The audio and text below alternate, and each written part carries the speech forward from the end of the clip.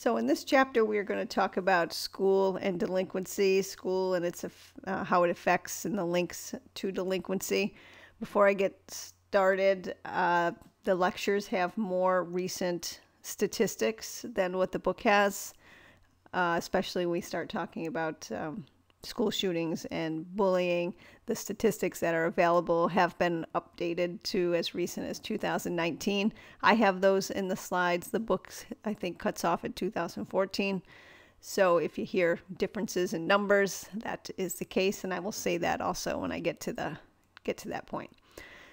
So this week's materials, we're going to address the question, what impact does the school have on delinquency?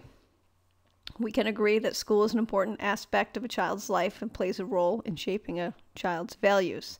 Today, more than 90% of school-aged children attend school. School has become the primary instrument of socialization. Because young people spend longer time in school, their adolescence is prolonged, so they don't enter into the adult world as quickly as in the past. Another aspect of a child's school experience is the time they spend with their peers, not just in school, but after school activities too. And we've talked about peers and delinquency. And what happens, young people rely they rely more on their school friends more and become less interested in adult role models. And like I said, as we discussed in the last chapter, peers have a significant impact on a child's behavior, whether that be good or that be bad. School is the primary determinant of social and economic status. Most kids grow up believing that education is the key to success, which is emphasized by the parents, by media, by the schools. And it's no longer a child's parents' social class alone. The education is also ingrained as the key to success. Unfortunately, a lot of children do not meet school standards or achievements. When they don't, it becomes a source of strain. They disengage, they get into trouble, they drop out. The incidences of school failure continues to be a major problem in the United States. One school failure often leads to a pattern of failures, which in turn leads to delinquency. Despite the importance that school plays in a child's life, there are many problems facing the U.S. education system. While there has been some improvement in reading, math, and science achievement during the past decades, these improvements, unfortunately, have been minimal. The economically disadvantaged children usually enter school lagging behind their more advantaged peers, and this is prevalent among minority children who are 3 times more likely to live in poverty. These children face substantial gaps in reading and math proficiency, and also in pro-social behaviors, in behavioral problems, and even in readiness to learn. Many disadvantaged children fail to meet grade-level expectations on core subjects, and they face higher rates of special education placement and grade repetition.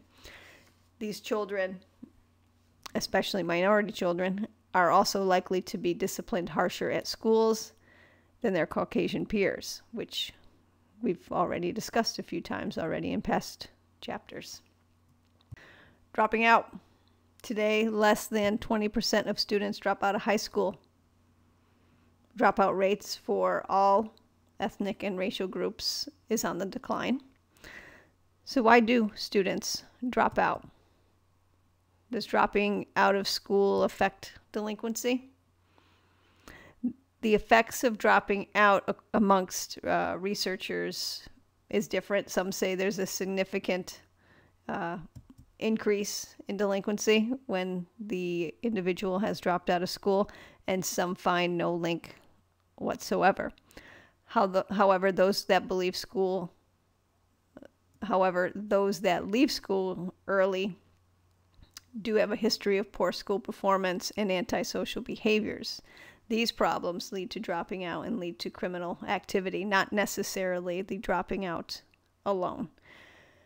But there are other effects to dropping out, including they earn less money. They find themselves unemployed. That's another reason. So there are other effects to dropping out, not just potentially delinquency or some that find no link at all.